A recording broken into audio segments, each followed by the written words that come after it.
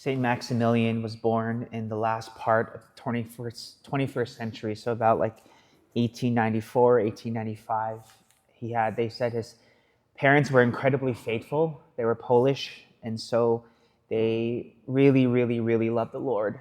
And Saint Maximilian had it was a special devotion to Mary at such a young age, where they said that he shared later on in his life that Mary appeared to him when he was 10 years old. He had a vision of her, and she gave him two options. She said, "Would you like the red crown, or would you like the white crown?" White crown meaning it would be a martyrdom of the spirit. So he would be a virgin, but he would also enter into unity with God in such a profound way with holiness. And the red one, you know what red means, guys? It means that you would die a martyr. And usually, imagine if God asked you that, you would pick one. He said, "I want both." And so he got both. And so already at a young age, he understood that his life was not his own, that he took on the name Maximilian. If you guys know what that name means, it means I want everything, all of it. He was one of the most, I use this word in a very good way, okay? So when I say intense, I don't mean it in a bad way.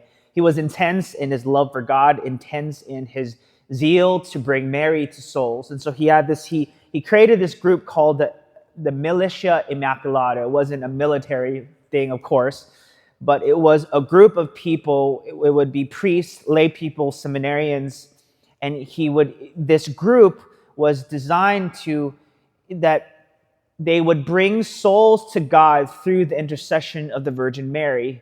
And so, I mean, it reached to a point where he created this publication where they would write, like, I don't know how you call it, like magazine stuff. So he wrote for this article. It became like Militia something for the Immaculata, and it was to spread devotion to love for Mary. So he was printing like 1 million copies in that time. Imagine.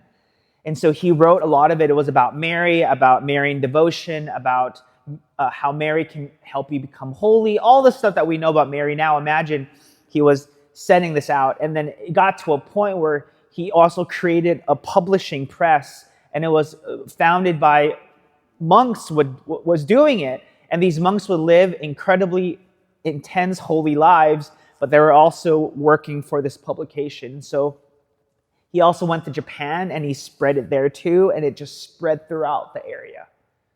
And because of him, many people loved Mary. And then, as you all know, what happened when World War I ended, and then World War II started, and then the Nazis invaded Poland, and that's when everything took a turn, well, in the eyes of the world, right? So I believe it was like 1929,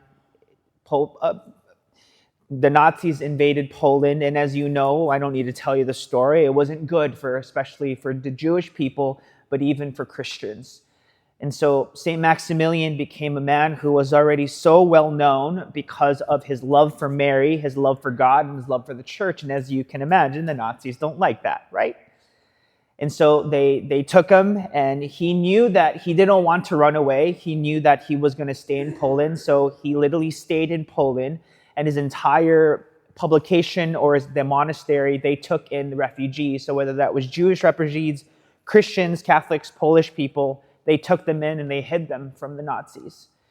And eventually the Gestapo found out, and they put him in jail. And so he went from different jails. Eventually he went to the Auschwitz camp.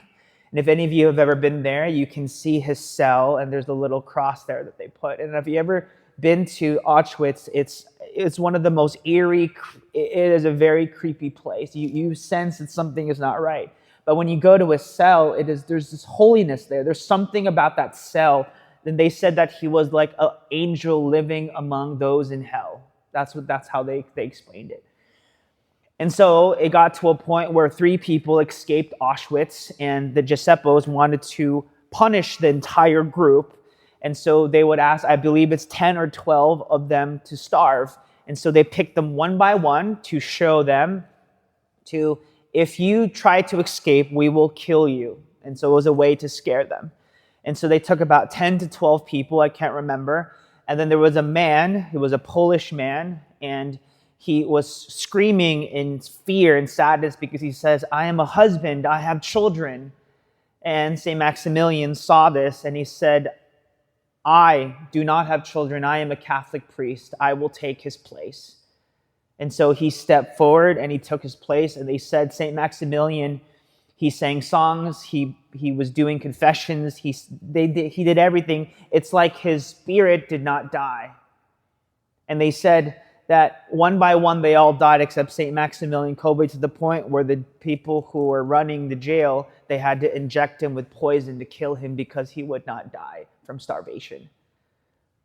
Friends, yesterday I met this woman who truly was suffering a lot. She was suffering ever since I've known her. I met her at my old church. She came to visit. It was bad. She's been suffering for like 10, 15 years through all sorts of ailments and struggles. And I asked her, I said, look, what can I tell her, right? Cheer up. She's the one experiencing her suffering, right? I'm not. I don't have the ailments that she has. But I asked her, I said, have you ever learned about the saints? Do you know about their lives? Do you know what they have done? And she says, not really. And I said, you should look some up. Let them be hope for you. That these people, these saints who have suffered, in the eyes of the world, it's not fair. It's awful. It's horrible. All that is true, but they did it with joy. Why? Because the way that they're viewing the world is different from the way that we often view the world. Their view is spiritual. It is godly. It is focused on Christ. We cannot get through this life unless our lens is changed, different, put on new glasses, new lenses. If we go through life believing that suffering is unfair, we're not going to make it. Yeah, we're going to kick and scream through life. But if we see suffering in another way, only that God can help us with that lens. We can't buy this lens from another store here. We have to buy it from Christ. And that lens is free, by the way. We just got to ask him. We put on the lens of Christ to see our suffering in a different lens. Every trial, every struggle, St. Therese says, every single thought, everything that comes in your mind, even if it's suffering and bad, God uses it for good. So imagine your thoughts. God uses it for good.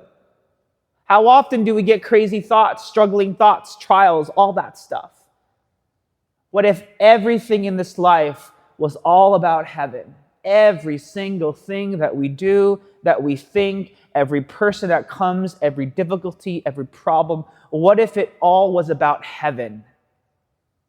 Would you live your life differently?